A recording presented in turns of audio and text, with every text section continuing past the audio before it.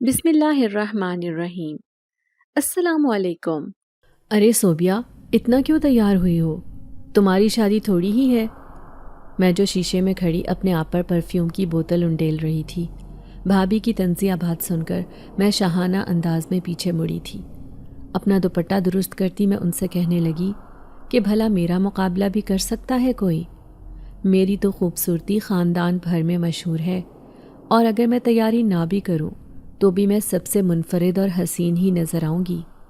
تبھی بھابھی کہنے لگی، ہاں ہاں، یہ بات تو سچ ہے، اب جلدی کرو، تمہارے بھائی ہمارا انتظار کر رہے ہیں۔ میں ان سے کہنے لگی کہ آپ باہر چلیں، میں بس اپنا پرس لے کر آتی ہوں۔ ایک نظر خود کو شیشے میں دیکھ کر مسکراتی ہوئی پرس اٹھا کر میں باہر نکل آئی۔ تبھی اماں کی آواز میرے کانوں میں پڑی تھی، ارے صوبیہ، رات کا وقت ہے، اتنی تیز خوشبو لگائی ہے، دوپٹہ ذرا سر پر لے لو۔ میں اماں کی بات کو نظر انداز کرتی ہوئی گھر سے باہر نکلی تھی۔ بھائی اور بھابھی کے ساتھ ٹیکسی میں بیٹھ کر ہم لوگ شادی پر آ گئے۔ ساری تقریب میں لوگ مجھے بہت غور سے دیکھ رہے تھے۔ مجھے اپنی خوبصورتی پر غرور تھا۔ خدا نے مجھے بے تحاشا حسن سے نوازا تھا۔ یہی وجہ تھی کہ میں بہت خود سر بن گئی تھی۔ سب لوگ کھانا کھانے میں مصروف تھے جب میں ایک نظر اپنے آپ کو شیشے میں دیکھنے کے لیے گھر کے اندر چلی آئی تھی۔ لیکن اچانک ہی ایک لڑکا بڑی تیزی کے ساتھ مجھ سے ٹکرایا تھا۔ وہ بہت جلدی میں تھا۔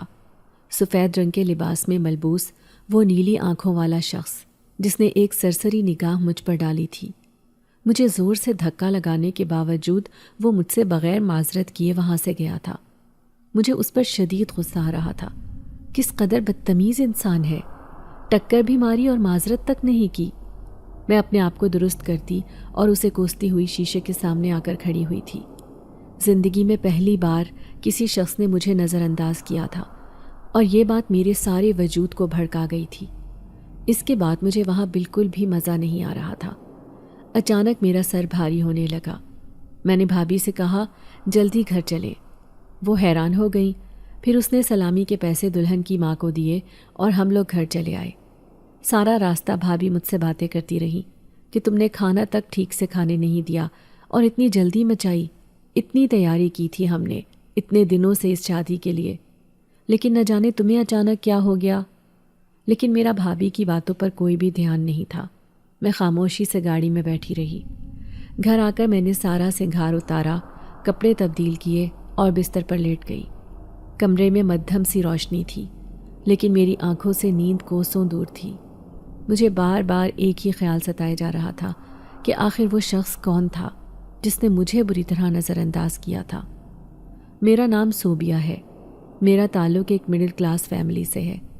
میرے ابا کے انتقال کو کچھ عرصہ ہی ہوا ہے، جبکہ گھر میں میرے بھائی اور بھابھی ہوتے ہیں اور ان کے علاوہ اماں ہوتی ہیں۔ اماں سارا دن گھر کے کام کاج میں مصروف رہتی ہیں، جبکہ بھابھی کی شادی کو 3 سال ہو گئے ہیں۔ ابا کے مرنے کے بعد گھر کے حالات ایک دم بہت ڈاؤن ہو چکے تھے اور آمدنی کا کوئی ذریعہ نہیں تھا، کیونکہ تب بھائی بھی چھوٹا تھا اور ابھی وہ پڑھ رہا تھا۔ جب گھر کے حالات دیکھے تو بھائی نے اپنی پڑھائی کو وقتی طور پر پیچھے چھوڑ دیا اور محنت سے کام کرنے لگا۔ میرا بھائی بہت محنتی تھا۔ اس نے چھوٹے موٹے کام کرنے میں بھی کوئی آر نہیں سمجھا۔ محنت مزدوری کر کے اور ساتھ پڑھائی کو جاری رکھتے ہوئے اس نے ایک دم سے ترقی حاصل نہیں کی، بلکہ آہستہ آہستہ وہ ایک ایک سٹیپ پر چڑھتا چلا گیا۔ اور پھر ایک وقت آیا کہ بھائی نے اپنی ڈگری مکمل کرنے کے ساتھ ساتھ ترقی بھی حاصل کی، اور جس ہوٹل میں وہ پہلے برتن دھونے کی نوکری کرتا تھا، وہاں پر اب وہ فلور انچارج بن چکا تھا۔ اور یہ بھائی کی مسلسل محنت ہی تھی جس نے اسے اس مقام پر پہنچا دیا تھا جہاں پر پہنچنے کے لوگ خواب دیکھتے ہیں۔ بھائی کی مسلسل محنت کی وجہ سے ہی آج ہمارے گھر میں خوشحالی ہے۔ کم سے کم 2 وقت کا کھانا بغیر کسی فکر کے کھا رہے ہیں، کیونکہ بھائی کی بدولت اکثر کھانا ہوٹل سے بھی آ جاتا ہے۔ ویسے تو عام طور پر اماں گھر پر ہی کھانا بناتی تھی، لیکن جب کبھی کھانا ہوٹل سے آتا تو میری تو جیسے عید ہو جاتی تھی، کیونکہ مجھے ہوٹل کا کھانا بہت پسند تھا اور میں اکثر بھائی کے ساتھ ضد کر کے ان کے ہوٹل میں کھانا کھانے جاتی تھی، اور بھائی اکلوتی لاڈلی بہن سمجھ کر اکثر مجھے ساتھ لے جاتے۔ یوں تو بھابھی ہماری رشتہ دار ہی تھی۔ شروع میں جب وہ گھر پر آئی تھی تو مجھے ان سے تھوڑا ڈر لگتا تھا، کیونکہ مجھے یوں محسوس ہوتا تھا جیسے وہ عام بھابھیوں کی طرح ہمارے گھر میں لڑائی جھگڑا ڈال دیں گی اور بھائی ہم سے دور ہو جائیں گے۔ لیکن بھابھی کافی سمجھدار نکلی اور انہوں نے کسی بھی جھگڑے کو گھر میں گھسنے نہیں دیا، بلکہ وہ پیار محبت سے رہیں اور سمجھداری کے ساتھ اپنا وقت گزارتی رہیں۔ اماں نے بھی آج تک بھابھی پر کبھی کوئی روک ٹوک نہیں کی تھی۔ وہ بھابھی کو ہمیشہ بیٹی ہی سمجھتی تھی۔ یہی وجہ تھی کہ بھابھی بھی ان کی بہت عزت کرتی تھی اور اماں کی کافی فرما بردار تھی۔ بھابھی کے رویے کی وجہ سے ہی میں بھی کبھی ان کے ساتھ بدتمیزی نہیں کر پائی، حالانکہ میں اپنے حسن کی وجہ سے کافی مغرور تھی اور کچھ اماں نے لاڈ پیار سے رکھا تھا، بھائی کی بھی لاڈلی تھی۔ اسی وجہ سے میرے اندر ایک مخصوص قسم کی خود سری آ چکی تھی جو مجھے کسی اور کو کچھ سمجھنے ہی نہیں دیتی تھی۔ لیکن بھابھی کا معاملہ الگ تھا اور بھابھی کے ساتھ بنا کر رکھنے میں ہی عافیت تھی۔ ایسا اماں نے مجھے شادی سے پہلے ہی سمجھا دیا تھا۔ اور کچھ یہ بات بھی تھی کہ ابا کے مرنے کے بعد بھائی نے جس طرح ہمارا خیال رکھا تھا، میں اپنے بھائی کو کھونا نہیں چاہتی تھی۔ اسی وجہ سے میں نے بھابھی کو ہمیشہ عزت اور مان دیا، اور یہی وجہ تھی کہ آج 3 سال گزرنے کے باوجود بھی بھابھی کے ساتھ ہمارا رشتہ بہت اچھا تھا اور وہ ہمیشہ مجھے چھوٹی بہنوں کی طرح ہی ٹریٹ کرتی تھی۔ میں بھی ان کے ساتھ بڑی بہنوں کی جیسا سلوک کرتی ہوں اور انہیں اسی طرح عزت دیتی جیسے وہ میری بھابھی نہیں بلکہ بڑی بہن ہو۔ اماں ہم دونوں کو جب اس طرح دیکھتی تو بہت خوش ہوتی تھی۔ ان کا یہی کہنا تھا کہ میں نے ہمیشہ اپنے گھر کے سکھ اور سکون کی دعا کی ہے اور آج میں اس میں کامیاب ہو گئی ہوں، اماں بڑے شکر گزار انداز میں کہتی اور میں انہیں دیکھ کر مسکرا دیتی۔ یوں تو میں نے ابھی صرف انٹر تک کی تعلیم حاصل کی تھی اور آج کل گھر پہ فارغ ہی ہوتی تھی۔ آگے داخلہ لینے کا ارادہ تو تھا لیکن ابھی دل نہیں چاہ رہا تھا۔ بھائی حالانکہ روز مجھے پوچھتے اور میں انہیں یہی کہہ دیتی کہ کل کالج جاؤں گی، لیکن وہ کل ابھی تک آئی نہیں تھی۔ انہی دنوں میں ہمارے خاندان میں شادی کی دعوت کا کارڈ موصول ہوا۔ یہ شادی میری اماں کی خالہ زاد بہن کے بیٹے کی تھی اور یہاں پر جانے کے لیے میں بہت زیادہ ایکسائٹڈ تھی، کیونکہ کتنا عرصہ ہو گیا تھا کوئی بھی اس طرح کی گیدرنگ کو انجوائے کرنے کا موقع نہیں ملا تھا۔ بھائی کی شادی کے بعد ابھی تک ہم نے کوئی بھی شادی اٹینڈ نہیں کی تھی۔ یہی وجہ تھی کہ میں خوب زور و شور سے تیاریاں کر رہی تھی اور اماں میری تیاریاں دیکھ دیکھ کر حیران ہو گئی تھی اور اکثر مجھے ڈانٹ دیتی کہ صوبیہ تم تو ایسے تیاریاں کر رہی ہو جیسے تمہاری اپنی شادی ہوئی ہو، جبکہ میں مسکرا دیتی اور اماں سے کہتی، اماں آپ کو اچھی طرح پتہ ہے کہ کتنے عرصے کے بعد خاندان میں شادی کی کوئی تقریب آئی ہے، آپ مجھے اچھے سے تیار تو ہونے دیں۔ تو اماں سر ہلا دیتی، لیکن میں جانتی تھی کہ انہیں میری اس طرح کی تیاریاں پسند نہیں۔ وہ لڑکیوں کو ہمیشہ سادہ رہنے کی تلقین کرتی ہیں، مجھے بھی وہ بغیر میک اپ کے سادہ سے انداز میں رہنے کو نصیحت کرتی، لیکن میں کیا کرتی؟ مجھے ہار سنگھار کا شوق تھا، نئے کپڑے پہننے کا شوق تھا اور میں اپنا یہ شوق بخوبی پورا کرنا جانتی تھی۔ بھائی سے میں اکثر پیسے لے لیتی اور ان پیسوں سے میں اپنی خواہش پوری کرتی، کبھی کوئی نیا جوڑا بنا لیتی اور کبھی کوئی زیور یا میک اپ کی کوئی چیز لے آتی۔ ٹی وی پر دیکھ دیکھ کر مجھے میک اپ کرنا بھی کافی اچھا آ گیا تھا، کیونکہ ہمارا علاقہ تو چھوٹا سا تھا اور یہاں پر اتنے وسائل نہیں تھے۔ میں نے ٹی وی سے ہی سارا میک اپ سیکھا تھا اور اکثر اپنے کپڑوں کی ڈیزائننگ بھی کر لیتی تھی۔ یوں میرے شوق پورے ہو جاتے تھے اور اماں کو ان پہ بھی اعتراض ہوتا تھا۔ میں کون سا ہزاروں کے جوڑے بناتی تھی، لیکن اماں پھر بھی مجھے منع کرتی ہیں۔ میری تیاریوں میں آج کل بھابھی بھی شریک تھی، کیونکہ خاندان میں ان کی بھی پہلی شادی تھی اور وہ بھی کافی زیادہ پرجوش تھیں۔ اسی وجہ سے ہم لوگ بڑے اچھے طریقے سے شادی میں شامل ہوئے تھے۔ یوں تو رات سے اماں کی طبیعت کچھ ٹھیک نہیں تھی، اسی لیے انہوں نے آج کے فنکشن کے لیے معذرت کر لی۔ رات سے ہی ان کا بی پی ہائی چل رہا تھا، تو میں بھابھی اور بھائی کے ساتھ شادی میں شریک ہو گئی۔ اماں کو ہمیشہ لڑکیوں کا وہ زیور جس سے آواز پیدا ہوتی ہو وہ پسند نہیں تھا، اور دوسرا وہ ہمیشہ خوشبو لگانے سے منع کرتی تھی۔ لیکن آج چونکہ شادی تھی تو میں نے ڈھیروں پرفیوم اپنے اوپر چھڑک لیا تھا اور اپنے پیروں میں پائلیں بھی پہن لی تھیں، جبکہ کانوں کے جھمکوں کے بجتے ہوئے ہلکے ہلکے گھنگرو میرے چلنے کے ساتھ ساتھ ہوا میں عجیب سا جل ترنگ پیدا کر دیتے۔ یوں میں نے اپنی تیاری کو جب مکمل کر کے آئینے میں خود کو دیکھا تو مجھے خود پہ ہی جیسے پیار آ گیا ہو۔ یہی وجہ تھی کہ میں اپنے آپ میں بہت مطمئن اور پُر اعتماد طریقے سے شادی میں شامل ہوئی تھی۔ لیکن وہاں جا کر جب وہ نوجوان مجھ سے ٹکرایا تو اس کے بعد میرا سارا موڈ خراب ہو گیا۔ میری شادی کا سارا مزہ کرکرا ہو گیا اور اس کے بعد میرا وہاں پر دل ہی نہیں لگا۔ ابھی تو کھانا صرف کھلا ہی تھا، میں نے چند نوالے بھی نہیں لیے اور گھر جانے کی جلدی مچا دی۔ بھابھی بار بار تشویش سے مجھ سے پوچھ رہی تھی، کیا ہوا صوبیہ؟ شادی میں تو تم اچھی بھلی شامل ہوئی تھی، پھر اب کیا ہو گیا؟ بھابھی نے تشویش سے پوچھا تو میں نے اپنا سر دونوں ہاتھوں میں تھام لیا اور کہا، بھابھی اس وقت میرے سر میں بہت شدید درد ہے، یوں لگ رہا ہے جیسے پھٹ جائے گا۔ میں یہاں پر اگر ایک لمحہ بھی اور رکی تو شاید بے ہوش ہو جاؤں گی۔ آپ مجھے گھر لے چلیں، بھائی کو بولیں وہ گاڑی لے آئیں، ہم گھر چلتے ہیں۔ میں نے بے بسی سے بھابھی سے جب یہ کہا تو وہ خود بھی پریشان ہو گئیں، ان کے بھی ہاتھ پیر پھول گئے اور وہ فوراً بھائی کو گاڑی لانے کا کہہ کر مجھے لے کر شادی ہال سے باہر آ گئیں۔ لیکن اس وقت میری ٹانگوں میں اتنی بھی ہمت نہیں تھی کہ میں کھڑی ہو پاتی۔ میں وہیں شادی ہال کی سیڑھیوں میں ایک طرف بیٹھ گئی اور بھابھی پریشانی سے میری طرف دیکھتی رہی۔ چند لمحوں میں ہی میرا رنگ زرد پڑ گیا تھا اور آنکھیں ایسی ہو گئی تھیں جیسے بالکل ویران ہوں اور ان میں زندگی کی کوئی رمق نہ ہو۔ کچھ دیر میں ہی بھائی آ گئے تو ہم لوگ گھر روانہ ہو گئے۔ سارے راستے بھابھی میرا ہاتھ تھام کر سہلاتی رہیں اور بار بار مجھ سے پوچھتی رہیں، کبھی جوس کا پوچھتی اور کبھی کسی اور چیز کا، لیکن میں نے سب کے لیے منع کر دیا اور بھابھی سے یہی کہا کہ ابھی میں صرف آرام کرنا چاہتی ہوں، گھر پہنچ کر بس آرام کروں گی تو مجھے امید ہے کہ رات تک طبیعت بہتر ہو جائے گی۔ میں نے بھابھی سے کہا اور گھر پہنچتے ہی سیدھی اپنے کمرے میں چلی گئی۔ اماں نے حیرانی سے ہمیں دیکھا تو بھابھی سے پوچھنے لگی، کیا ہوا بہو؟ تم لوگ اتنی جلدی کیسے واپس آ گئے؟ کیا شادی ختم ہو گئی؟ اماں کے پوچھنے پر بھابھی کہنے لگی، دراصل وہاں پر صوبیہ کی طبیعت بہت زیادہ خراب ہو گئی تھی، اس کے سر میں شدید درد ہو گیا اور اس نے جلدی مچا دی۔ ابھی تو کھانا شروع ہی ہوا تھا، ہم نے تھوڑا تھوڑا ہی کھایا اور فوراً واپسی کی راہ لی۔ نہ جانے اسے اچانک کیا ہو گیا ہے، اچھی بھلی تھی، شاید کسی کی نظر لگ گئی ہے۔ بھابھی نے امی سے کہتے ہوئے ایک دم قیاس کیا تو اماں بھی کہنے لگیں، ہاں ہو سکتا ہے، لگ بھی تو اتنی پیاری رہی تھی، اسی وجہ سے تو اسے منع کرتی ہوں کہ اتنا سنگھار نہ کیا کرے، لیکن یہ لڑکی میری کسی بات کو خاطر میں نہیں لاتی۔ اماں نے پریشانی سے بھابھی سے کہا تو بھابھی کہنے لگی، اب آپ اسے ڈانٹیے گا مت، اس کی طبیعت پہلے ہی ٹھیک نہیں ہے، جب وہ بہتر ہو جائے گی تو پھر آپ سمجھا دیجیے گا، امید ہے وہ سمجھ جائے گی۔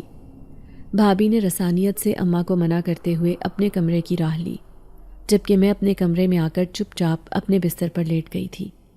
لیکن بستر پر لیٹتے وقت بھی مجھے یوں محسوس ہو رہا تھا جیسے میرے سر میں زور زور سے ہتھوڑے بج رہے ہوں اور ان میں ایک عجیب سی گونج ہو جو میرے سارے سر میں پھیلتی جا رہی تھی۔ میرا جسم بھاری ہو گیا تھا اور ایک دم سے شدید گرم محسوس ہو رہا تھا۔ میں نے اپنا لباس بھی تبدیل نہیں کیا تھا اور اس وقت میرا سارا ہار سنگھار مجھے کاٹ کھانے کو دوڑ رہا تھا۔ میں نے ساری جیولری اتار کے یوں ہی پھینک دی اور بستر پر آڑی ترچھی ہو کر لیٹ گئی۔ ابھی مجھے لیٹے ہوئے کچھ دیر ہی گزری تھی کہ اماں کمرے میں چلی آئیں۔ صوبیہ بیٹا کیا بات ہے؟ طبیعت ٹھیک ہے تیری؟ یہ دیکھ میں تیرے لیے چائے بنا کر لائی ہوں، چائے پی لے اور ساتھ سر درد کی گولی کھا لے، کچھ دیر میں ہی تجھے فرق پڑ جائے گا۔ اماں نے مجھے کہا تو میں ایک دم سستی سے اٹھ بیٹھی، حالانکہ میرا اس وقت کچھ بھی کھانے پینے کو دل نہیں چاہ رہا تھا، لیکن میں جانتی تھی کہ اماں پریشان ہو گئی ہیں اور اسی پریشانی کے باعث وہ بار بار میری طبیعت کا پوچھتی رہیں گی جب تک کہ میں دوا نہیں کھا لوں گی۔ اسی لیے میں نے فوراً چائے کے ساتھ دوا کھا لی اور دوبارہ لیٹ گئی۔ اماں بھی مطمئن ہو کر چلی گئیں، لیکن لیٹنے کے باوجود، دوا کھانے کے باوجود مجھے نیند نہیں آ رہی تھی اور دماغ ابھی بھی اس طرح دکھ رہا تھا جیسے بہت بھاری ہو گیا ہو، جیسے اس کے اوپر منو وزن ہو۔ میں چپ چاپ لیٹی رہی، کوشش کی تھی کہ نیند آ جائے لیکن نیند نہیں آ رہی تھی۔ میں اٹھ کر بیٹھ گئی، جسم بخار کی وجہ سے دکھنے لگ گیا تھا۔ تبھی مجھے یوں محسوس ہوا جیسے کمرے میں ایک دم سے تیز خوشبو پھیلی ہو۔ میں چونک گئی، حیرانی سے اپنے ارد گرد دیکھا، لیکن وہ خوشبو ابھی بھی آ رہی تھی۔ تبھی میں نے خود کو سونگھا کہ شاید یہ خوشبو میرے اندر سے آ رہی ہے، کیونکہ میں نے شادی پر جانے سے پہلے بہت پرفیوم لگایا تھا، لیکن یہ خوشبو میرے اندر سے بھی نہیں آ رہی تھی۔ یہ کچھ الگ سی خوشبو تھی، کچھ ایسی خوشبو جس کے اندر عجیب سی پراسراریت اور مقناطیسیت تھی جو اپنی طرف کھینچ رہی تھی۔ اس خوشبو نے ایک دم میرے حواس کو چوکنا کر دیا تھا اور مجھے اٹھ کر بیٹھنے پر مجبور کر دیا تھا، لیکن میں گھبرا گئی تھی اور مجھے اندازہ نہیں تھا کہ یہ سب کچھ اب مستقل ہونے والا ہے اور میں اب ساری راتیں جاگ کر گزاروں گی۔ اگلے دن جب میں کمرے سے باہر نکلی تو آنکھیں سرخ تھیں اور چہرہ مرجھایا ہوا زرد رنگ کا تھا۔ اماں نے میری حالت دیکھی تو جیسے ایک دم دل پر ہاتھ رکھ لیا ہو، کہنے لگی، صوبیہ، یہ راتوں رات تجھے کیا ہو گیا ہے؟ میری بچی تو وہ بچی لگ ہی نہیں رہی جو کل شام تک تھی۔ شادی پر جانے سے پہلے تو کتنی خوش اور مطمئن تھی، اور اب دیکھ، رنگ زرد، آنکھیں اندر کو دھسی ہوئی اور بے رونق سا چہرہ کیسا عجیب لگ رہا ہے۔ اماں نے گھبرائے ہوئے انداز میں کہا تو میں نے انہیں تسلی دی اور کہا، اماں پریشان مت ہو، کل وہاں پر میری طبیعت بہت خراب ہو گئی تھی، اسی وجہ سے ایسا ہو گیا ہے، لیکن آپ فکر مت کریں، میں ٹھیک ہو جاؤں گی۔ جبکہ اماں مطمئن نہیں ہوئی اور اسی وقت اٹھ کر مرچیں لا کر میری نظر اتاری اور میرا صدقہ دیا۔ یہ ماں کا پیار تھا، اور میں جانتی تھی کہ اماں ہم دونوں بہن بھائیوں کے معاملے میں کتنی وہمی ہیں اور ہم دونوں کا کتنا خیال کرتی ہیں۔ تبھی بھابھی بھی کمرے سے نکل آئیں اور مجھے اس طرح بیٹھا دیکھ کر کہنے لگی، صوبیہ، تمہاری طبیعت کیسی ہے؟ جبکہ میں نے بھابھی کو آہستہ سے اشارے میں جواب دیا، حالانکہ میرے اندر بہت کمزوری تھی اور دل بھی گھبرا رہا تھا، لیکن میں اپنے پیاروں کو اپنی وجہ سے پریشان نہیں کرنا چاہتی تھی۔ میں نے بھابھی سے ناشتے کا کہہ دیا تو بھابھی اسی وقت کچن میں جا کر میرے لیے ناشتہ بنانے لگیں، لیکن 2 نوالے لینے کے بعد مجھ سے وہ کھایا ہی نہیں گیا۔ یوں لگ رہا تھا جیسے ابھی الٹی ہو جائے گی۔ طبیعت کچھ ایسی ہی ہو رہی تھی۔ میں نے بے دلی سے ناشتے کو پرے کر دیا، جبکہ بھابھی پوچھنے لگی، کیا ہوا، اچھا نہیں بنا؟ جبکہ میں نے نفی میں سر ہلا کر کہا، بھابھی ایسا کچھ نہیں، اچھا ہے، لیکن نہ جانے کیا بات ہے، میری طبیعت سنبھلنے کا نام ہی نہیں لے رہی اور 2 نوالوں سے زیادہ نہیں کھایا جا رہا، پتہ نہیں طبیعت اتنا کیوں گھبرا رہی ہے۔ میں نے بے بسی سے کہا تو بھابھی مجھے کہنے لگیں، تم آرام کرو، یقیناً نظر کا ہی اثر ہے، وہاں پر شادی میں بہت سارے لوگ تمہاری طرف دیکھ رہے تھے اور کئی ایک نے تو مجھ سے پوچھا بھی کہ تمہارا رشتہ ہو گیا ہے، جبکہ میں نے سب کو بتا دیا کہ ابھی نہیں ہوا، شاید اسی وجہ سے کسی کی نظر لگ گئی ہے، تم فکر مت کرو، میں ابھی تمہارے اوپر دم کرتی ہوں، ابھی سب ٹھیک ہو جائے گا۔ بھابھی نے یہ کہہ کر برتن اٹھائے اور کچن کی طرف چلی گئی، جبکہ میں دوبارہ وہیں پر لیٹ گئی تھی۔ طبیعت ٹھیک نہیں تھی اور رات جاگنے کی وجہ سے کچھ بے سکونی بھی تھی۔ اماں کے بستر پر لیٹ کر کچھ آرام ملا تو آنکھ لگ گئی اور پھر میں کافی دیر تک سوئی رہی۔ نہ جانے کب میری آنکھ کھلی تو میرے ارد گرد باتوں کی آوازیں آ رہی تھیں۔ میں ایک دم اٹھ کر بیٹھ گئی۔ اس وقت سر درد میں بہتری تھی اور طبیعت بھی کچھ ٹھیک معلوم ہو رہی تھی۔ تبھی میری نظر اماں کے ساتھ بیٹھی ہوئی خالہ نصرت پر پڑی۔ خالہ نصرت ہماری گلی میں ہی 2 گھر چھوڑ کر رہتی تھیں اور ان کا محلے کے تقریباً ہر گھر میں آنا جانا تھا۔ اماں بھی اکثر ان کی طرف چلی جایا کرتی تھیں، کیونکہ خالہ کے ساتھ ان کی دوستی تھی اور اکثر وہ ایک دوسرے کے ساتھ مختلف مراحل میں مشورے کرتی نظر آتی۔ خالہ نے جب مجھے اٹھتے ہوئے دیکھا تو پوچھنے لگی، اب کیسی طبیعت ہے صوبیہ تمہاری؟ حمیدہ بتا رہی تھی کہ کل سے نظر لگ گئی ہے اور اسی وجہ سے تمہاری طبیعت خراب ہے۔ خالہ نصرت نے جب مجھ سے پوچھا تو میں نے آہستہ سے جواب دیا، جی خالہ، شادی پر اچھی بھلی گئی تھی، وہیں پر طبیعت خراب ہوئی، اپنے گھر آ کر بھی نہیں سنبھلی، اب بہتر ہوں، آپ کیسی ہیں؟ میں نے خالہ سے پوچھا تو کہنے لگی، ارے میں تو بالکل ٹھیک ہوں، تمہاری طرف سے ہی پریشانی ہو رہی تھی، جوان جہان بچی ہو، خوبصورت ہو، یہ نظر لگ جانا اچھی بات نہیں ہے۔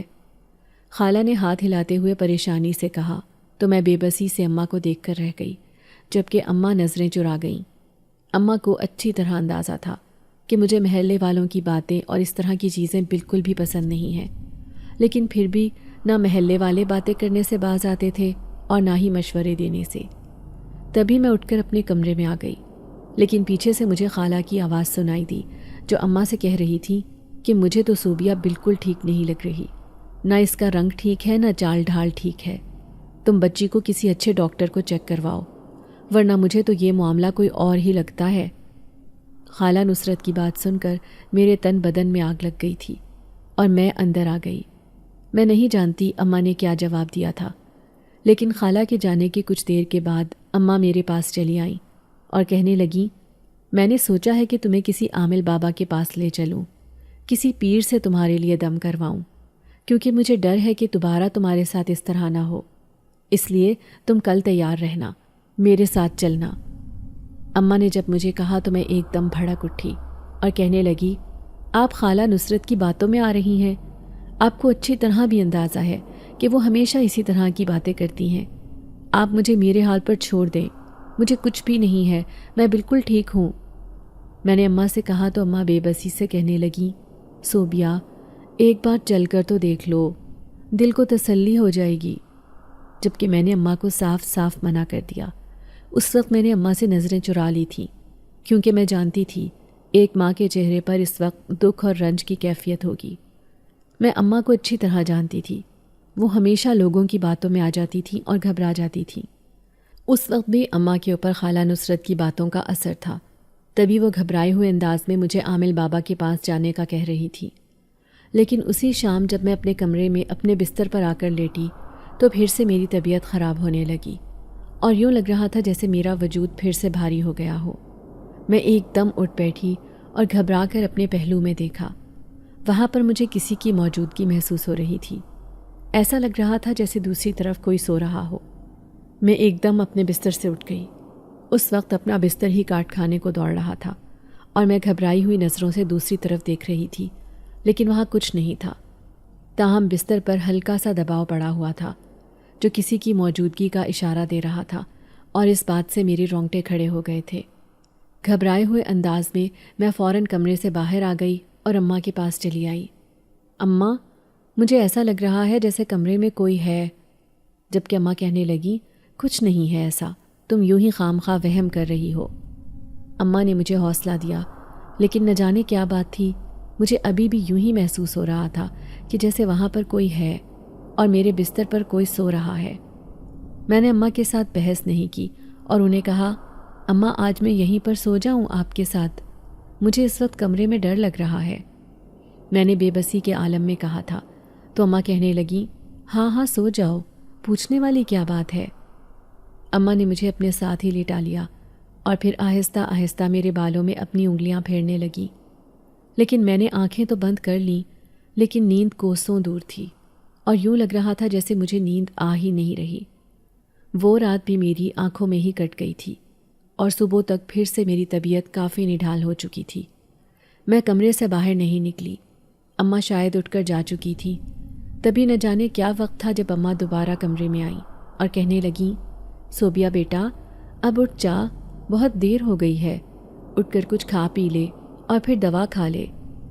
اماں نے مجھے پچکارتے ہوئے پیار سے کہا تو میں سستی سے بولی، اماں ابھی ٹھیک نہیں ہے، اٹھنے کو دل نہیں جا رہا۔ جبکہ اماں کہنے لگیں، ارے اٹھو گی تو دوا کھاؤ گی نا۔ لیکن میں اٹھنا نہیں چاہتی تھی۔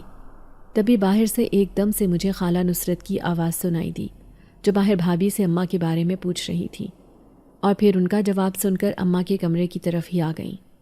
میں اس وقت شدید کوفت زدہ ہو چکی تھی، اسی لیے میں نے اپنی آنکھیں دوبارہ بند کر لیں تاکہ خالہ کو یہی لگے کہ میں سو رہی ہوں۔ خالہ کمرے میں آئیں تو مجھے اس طرح بستر پر پڑا دیکھ کر کہنے لگیں، ارے حمیدہ، کیا ابھی تک صوبیہ کی طبیعت ٹھیک نہیں ہوئی؟ خالہ نے تشویش سے پوچھا تو اماں کہنے لگیں، نہیں نصرت، ابھی تک نہیں ہوئی، دوا کھاتی ہے تو سکون آ جاتا ہے، لیکن پھر ویسی ہی ہو جاتی ہے۔ جبکہ خالہ بغور مجھے دیکھتے ہوئے کہنے لگیں، ارے بچی تو مرجھا کر رہ گئی ہے، دیکھ اس کے چہرے پر تو رونق ہی نہیں ہے، اور آنکھیں بھی دیکھ کیسی اندر کو دھسی ہوئی ہیں، ہلکے بن چکے ہیں۔ مجھے تو کوئی اور ہی معاملہ لگتا ہے، تو مان یا نہ مان۔ خالہ نے ایک دم آنکھیں مٹکاتے ہوئے جب اماں سے کہا تو اماں کہنے لگیں، اللہ نہ کرے نصرت کوئی اور معاملہ ہو، تو مجھے مزید پریشان تو مت کر۔ اماں نے خالہ کی طرف دیکھتے ہوئے کہا تو خالہ کہنے لگیں، تم نہیں جانتی، مجھے لگتا ہے یہ آسیب کا اثر ہے۔ خالہ نصرت نے کہا تو اماں بے چین ہو گئیں اور کہنے لگیں، اللہ نہ کرے کہ ایسا کچھ ہو، تم کیسی باتیں کر رہی ہو، جوان جہان بچی ہے، میں اپنی بچی کے دکھ برداشت نہیں کر پاؤں گی۔ اماں نے روتے ہوئے خالہ نصرت سے کہا، میں چونکہ اس وقت آنکھیں بند کیے سونے کی ایکٹنگ کر رہی تھی، ورنہ میں خالہ کو خوب سنا دیتی، اسی لیے چپ چاپ خود پر ضبط کیے بیٹھی رہی، اور خالہ جب تک موجود رہیں اماں کو اسی بات پر قائل کرتی رہیں کہ مجھ پر کسی آسیب کا سایہ ہے اور مجھے کسی عامل کو دکھا دینا چاہیے۔ لیکن اماں کسی طور پر یہ بات ماننے کو تیار نہیں تھی۔ شاید وہ ماں تھیں، اور ماں کا دل اپنی اولاد کے بارے میں ایسی باتیں ماننے کو تیار نہیں ہوتا۔ لیکن خالہ کے جانے کے بعد وہ بے حد پریشان تھی، اور تبھی میں نے انہیں کہا، اماں آپ خالہ کی کسی بات پر یقین نہ کریں، میں اب بالکل ٹھیک ہوں، خالہ تو یوں ہی باتیں کرتی رہتی ہیں۔ جبکہ اماں کہنے لگیں، میں جانتی ہوں کہ تم بہتر ہو اور تمہارے اوپر ایسا کوئی اثر نہیں ہے، لیکن تم نصرت کو نہیں جانتی۔ اس نے اگر یہاں پر بات کی ہے تو اب وہ محلے میں بات پھیلائے گی اور لوگ طرح طرح کی باتیں کریں گے۔ اگر تمہارے بارے میں یہ بات پھیل گئی کہ تم پر آسیب کا سایہ ہے تو تم خود سوچو کہ اس کا کتنا برا اثر پڑے گا، اور کل کلاں کو تمہاری شادی کرنی ہے تو میں کیسے رشتہ ڈھونڈوں گی؟ اماں کی اپنی ہی پریشانیاں تھیں، جبکہ میں ایک دم جھنجھلا گئی اور اماں سے کہنے لگی، اب یہ شادی بیچ میں کہاں سے آ گئی؟ آپ ابھی خاموش رہیں اور کچھ نہ کریں۔ باقی خالہ نصرت کو آپ نے منع کر تو دیا تھا کہ وہ اس طرح کی بات نہ کرے۔ جبکہ اماں کہنے لگیں، میں نے اسے کہا تو ہے، لیکن تم جانتی ہو کہ وہ سنتی کب ہے؟ ابھی اس بات کو گزرے ہوئے چند گھنٹے ہی ہوئے تھے کہ شام کے وقت ہمارے ہی محلے کی 2 عورتیں آ گئیں۔ وہ دونوں اماں کے ساتھ بس کبھی کبھار میلاد یا کسی تقریب وغیرہ میں ہی ملاقات کرتی تھی، لیکن آج ان کا گھر پر آنا ہمیں حیران کر گیا تھا۔ تبھی ادھر ادھر کی باتوں کے بعد ان میں سے ایک کہنے لگی، ارے حمیدہ، سنا ہے کہ صوبیہ کے اوپر آسیب کا سایہ ہو گیا ہے؟ ارے مجھے تو جب سے پتہ چلا ہے میں پریشان ہو کر رہ گئی ہوں۔ اتنی خوبصورت اور جوان بچی ہے، اس کے اوپر آسیب کیسے آ گیا؟ ابھی تو بیچاری کا رشتہ بھی نہیں طے ہوا تھا۔ خالہ نے پریشانی سے اماں سے کہا تو اماں جیسے حیرت سے ہکا بکا انہیں دیکھنے لگیں، اور تبھی خود پر قابو پا کر کہنے لگیں، ارے ایسا کچھ بھی نہیں ہے، وہ نصرت تو بے پر کی اڑا رہی ہے۔ صوبیہ کو بخار تھا، کچھ سر درد تھا، اس کی وجہ سے اس کی طبیعت ٹھیک نہیں تھی، لیکن نصرت نے تو بال کی کھال کھینچ لی ہے۔ اماں نے غصے سے کہا تو وہ دونوں اس کے بعد زیادہ دیر بیٹھی نہیں بلکہ چلی گئیں۔ اماں کو اب صحیح معنوں میں اندازہ ہو رہا تھا کہ خالہ نصرت نے محلے میں یہ بات پھیلا دی ہے، اور غصے سے اماں کا برا حال تھا۔ تبھی اس رات اچانک جب میں اپنے کمرے میں سونے کے لیے گئی تو خوشبو کے ساتھ ساتھ ایک عجیب سی روشنی نے کمرے کو اپنے گھیراؤں میں لے رکھا تھا، اور پہلی بار مجھے کمرے میں داخل ہونے کے بعد یوں محسوس ہوا کہ جیسے یہ میرا کمرہ نہیں ہے۔ ایک عجیب سے احساس نے مجھے اپنی لپیٹ میں لے لیا تھا، لیکن میں نے اپنے احساس کو نظر انداز کرتے ہوئے اپنے بستر پر لیٹنے کو ترجیح دی اور اپنی آنکھیں بند کر لیں۔ آج بہت دنوں کے بعد مجھے اپنے بستر پر نیند آ رہی تھی، اور میں نے اسے غنیمت سمجھا اور سو گئی۔ کچھ دیر کے بعد جب میری آنکھ کھلی تو ایک عجیب سے احساس کے ساتھ میں اٹھ بیٹھی۔ تبھی اچانک اپنے پیچھے کسی کی موجودگی محسوس کر کے میں پلٹی تو یہ دیکھ کر میرے پیروں تلے سے زمین نکل گئی کہ وہاں پر سامنے وہی نوجوان کھڑا تھا جو اس دن شادی میں مجھ سے ٹکرایا تھا۔ اسے یوں اچانک اپنے کمرے میں دیکھ کر میں حیران رہ گئی تھی اور ایک دم خوفزدہ ہو گئی۔ تبھی گھبرائے ہوئے انداز میں اسے کہا، تم یہاں میرے کمرے میں؟ کون ہو تم؟ میرے گھبرائے ہوئے انداز کو محسوس کر کے وہ عجیب سی ہنسی ہنسا اور کہنے لگا، میں جہاں زیب ہوں، اور تمہارے گھر کے سامنے جو بیری کا درخت ہے میں وہیں پر رہتا ہوں۔ اس کی بات سن کر میرے پیروں تلے سے زمین نکل گئی۔ میں سوچ بھی نہیں سکتی تھی کہ جیتے جاگتے ایک جن ذات کو اپنی نگاہوں کے سامنے دیکھ رہی ہوں۔ میں نے بے اختیار پیچھے کی طرف چلنا شروع کیا اور ایک دم دیوار سے جا لگی۔ اب مجھے یوں محسوس ہو رہا تھا کہ جیسے میں ایک پنجرے میں قید ہو گئی ہوں، جہاں سے رہائی میرے لیے ممکن نہیں۔ تبھی وہ بڑا عجیب سا کہکہا لگا کر ہنس دیا اور کہنے لگا، بہت مشکل سے تو موقع ملا ہے تمہارے اوپر حاوی ہونے کا، تو میں یہ موقع کیسے جانے دیتا؟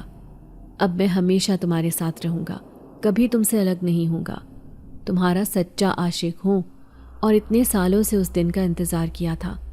تمہارا شکریہ کہ تم نے مجھے موقع دے دیا۔ اس کی باتیں میرے دل کو دہلا دینے کے لیے کافی تھیں، اور تبھی میرے ماتھے سے پسینہ بہنے لگا، اور ایک دم نہ جانے مجھے کیا ہوا کہ میں بے ہوش ہو کر نیچے گر گئی۔ جب مجھے ہوش آیا تو تب اماں میرے سرہانے بیٹھی ہوئی تھیں، جبکہ بھابھی اور بھائی پریشانی سے میرے سامنے ہی کھڑے تھے۔ میں نے اپنے دکھتے ہوئے سر کو تھام کر اٹھنا چاہا تو بے اختیار اماں نے مجھے تھام لیا اور اپنے ساتھ لگا لیا۔ اس وقت اماں کی کیفیت میں سمجھ سکتی تھی۔ وہ پریشان تھیں، جس طرح بھائی اور بھابھی کے چہرے پر پریشانی پھیلی ہوئی تھی۔ تبھی میں نے انہیں کہا مجھے کیا ہوا تھا، کیونکہ مجھے کچھ یاد نہیں آ رہا تھا۔ تبھی اماں کہنے لگی ہمیں تو خود معلوم نہیں، میں تو تمہیں دیکھنے کے لیے کمرے میں آئی تو تم نیچے گری پڑی تھی، بے ہوش تھی۔ تبھی تمہارے بھائی اور بھابھی کو پریشانی سے بلایا اور پھر یہی ڈاکٹر کو بلا کر لائے۔ ڈاکٹر نے تمہیں ٹیکہ لگایا ہے، اب جا کر تمہیں اتنے گھنٹوں کے بعد ہوش آیا۔ تب سے میں اور تمہارے بھائی اور بھابھی پریشانی کے عالم میں یہیں پر موجود ہیں۔ اماں نے مجھے تفصیل سے آگاہ کیا تو مجھے ایک دم سب کچھ یاد آ گیا، اور تبھی میں نے خوفزدہ نظروں سے اپنے کمرے میں ادھر ادھر دیکھا اور اماں سے کہا اماں وہ کہاں گیا جہاں زیب، وہ یہیں پر تو تھا۔ میں نے پریشان سے لہجے میں کہا تو اماں بے یقینی سے میری طرف دیکھنے لگی اور کہنے لگی کس کی بات کر رہی ہو، کون ہے؟ میں نے سامنے کی طرف اشارہ کیا جہاں پر رات کو وہ موجود تھا۔ اماں وہ یہیں پر تھا، اب کہاں ہے، دکھائی نہیں دے رہا۔ میرے اس طرح کہنے پر بھائی اور بھابھی بھی پریشان ہو گئے اور بھائی ایک دم آگے بڑھے اور کہنے لگے صوبیہ بیٹا کس کی بات کر رہی ہو، کون جہاں زیب، کہاں پر تھا، یہاں پر کیسے آیا؟ بھائی کے چہرے پر بھی پریشانی تھی اور تبھی بے ساختہ میں دونوں ہاتھوں میں اپنا چہرہ چھپا کر رونے لگی اور بھائی سے کہا بھائی رات کو جب میں کمرے میں آئی تھی تو ایک خوشبو اور روشنی نے مجھے اپنے حصار میں لے لیا اور تبھی میں نے جہاں زیب کو دیکھا۔ اور اس کے بعد میں نے بھائی کو ساری تفصیل بتا دی، جسے سن کر وہ بھی بے حد پریشان ہو گیا اور اماں سے کہنے لگا اماں یہ تو کسی آسیب کا چکر ہے، لگتا ہے صوبیہ کے اوپر کسی کا اثر ہو گیا ہے۔ بھائی نے پریشانی سے جب یہ بات کہی تو میں خود بھی انتہائی خوفزدہ ہو گئی اور گھبراہٹ کے مارے اور رونا شروع کر دیا، جبکہ اماں اور بھابھی کا رنگ ایسے ہو گیا تھا جیسے زرد پڑ گیا ہو۔ کسی جوان جہان کنواری لڑکی پر آسیب ہونے کا یہ مطلب تھا کہ اب اس لڑکی کی زندگی برباد ہو گئی، کیونکہ ہمارے علاقے میں تو لوگ بہت زیادہ باتیں بناتے ہیں اور پھر یہ باتیں اتنی دیر تک اور اتنی دور تک پھیل جاتی ہیں کہ کوئی بھی اس لڑکی کا رشتہ نہیں مانگتا، بلکہ اس لڑکی کے اوپر ساری زندگی یہی تہمت لگی رہ جاتی ہے۔ اماں کو بھی اسی بات کی پریشانی تھی کہ اگر میرے ساتھ ایک دفعہ یہ تہمت لگ گئی تو پھر ساری زندگی نہیں دھلے گی، اور وہی ہوا۔ خالہ نصرت کی پھیلائی گئی بے پر کی بات سچی ثابت ہو گئی اور اگلے دن ہمارے گھر میں محلے کی کچھ اور عورتیں آئیں، سب باری باری افسوس کا اظہار کر رہی تھیں، اور تبھی اماں کو یہ مشورہ بھی دی گئی کہ اسے کسی عامل کو دکھائیں، جوان جہان لڑکی ہے، کنواری ہے، یہ نہ ہو بات زیادہ بڑھ جائے اور بگڑ جائے۔ طرح طرح کی عورتوں کی طرح طرح کی باتوں نے اماں کو مزید پریشان کر دیا تھا، اور میں تو اپنی حالت کی وجہ سے ادموئی سی بستر پر پڑی ہوئی تھی۔ بھابھی ہی سب کو جواب دے رہی تھی، اور پھر تنگ آ کر اماں نے منع کر دیا کہ اب کوئی بھی آئے تو دروازہ مت کھولنا، کیونکہ لوگوں کی باتیں زیادہ پریشان کن تھیں اور اماں کی پریشانیوں میں زیادہ اضافہ کر رہی تھیں۔ یہی وجہ تھی کہ بھابھی نے اماں کی حالت دیکھتے ہوئے ان سب کو منع کر دیا اور دروازہ نہیں کھولا۔ لیکن یہ مسئلے کا حل نہیں تھا، میرا مسئلہ جوں کا توں تھا۔ جیسے ہی رات ہوئی پھر سے کمرے میں جہاں زیب چلا آیا۔ اب کی بار میں نے چیخنا شروع کر دیا۔ وہ سامنے ہی کھڑا بے تکے سے انداز میں ہنس رہا تھا اور تبھی کہنے لگا ارے تم تو بہت ڈرنے لگی ہو، نہ جانے اتنا کیوں ڈرتی ہو، حالانکہ تمہیں سمجھنا چاہیے کہ میں تمہارے لیے یہاں پر آتا ہوں، لیکن تم میری محبت کی سچائی کو نہیں جانتی، نہ ہی سمجھ پا رہی ہو۔ اتنا کہہ کر ابھی وہ ایک قدم آگے بڑھا ہی تھا کہ تبھی اماں میری چیخیں سنتے ہوئے کمرے میں آ گئیں اور میں ایک دم بڑھ کر اماں کے گلے لگی۔ اماں وہ دیکھو، وہ سامنے جہاں زیب کھڑا ہے، میں نے ایک دم انگلی سے اشارہ کرتے ہوئے کہا تو اماں بھی گھبرا کر اس طرف دیکھنے لگی، لیکن اماں اس طرف ایسے دیکھ رہی تھی جیسے انہیں کچھ دکھائی نہ دے رہا ہو، اور وہ مجھے کہنے لگی نہیں بیٹا یہاں پر کوئی نہیں ہے، جبکہ میں انہیں مسلسل یقین دلا رہی تھی کہ جہاں زیب سامنے ہی کھڑا ہے، کیونکہ وہ سامنے کھڑا میری طرف دیکھ کر ہنس رہا تھا۔ اس کا مطلب ہے کہ وہ اماں کو دکھائی نہیں دے رہا تھا بلکہ صرف مجھے ہی نظر آ رہا تھا۔ اس کے بعد سے اماں نے مجھے کمرے میں اکیلا نہیں چھوڑا، بلکہ وہ مجھے اپنے کمرے میں لے گئی اور اپنی گود میں میرا سر رکھ کر مجھے تھپکنے لگیں۔ کچھ دیر تک میں خوف کے حصار میں رہی تھی اور پھر میری آنکھ لگ گئی۔ اماں کا مہربان لمس تھا کہ میں بڑی پرسکون نیند سوئی تھی۔ اگلے دن اماں نے بھائی کو کام پر نہیں جانے دیا اور بھائی کے ساتھ مجھے لے کر ایک عامل بابا کے پاس آ گئیں۔ اس عامل بابا کا اماں کو خالہ نصرت نے ہی بتایا تھا، کیونکہ خالہ نصرت اکثر اس طرح کے چکروں میں پڑی رہتی تھی۔ ان کو کھانسی بخار بھی ہوتا تو وہ کسی نہ کسی عامل بابا کے پاس چلی جاتی تھی، اور اسی لیے ان کو زیادہ پتہ تھا، اور اماں نے اس معاملے میں انہی کی خدمات لی تھیں۔ حالانکہ میں اس بات کے حق میں نہیں تھی، کیونکہ میں جانتی تھی کہ خالہ اب یہ بات محلے میں پہلے کی طرح پھیلا دیں گی، لیکن اماں کیا کرتی، مجبور تھیں۔ وہ خود کسی کو جانتی نہیں تھیں اور خود کبھی بھی گھر سے یوں اکیلے نکلی بھی نہیں تھیں۔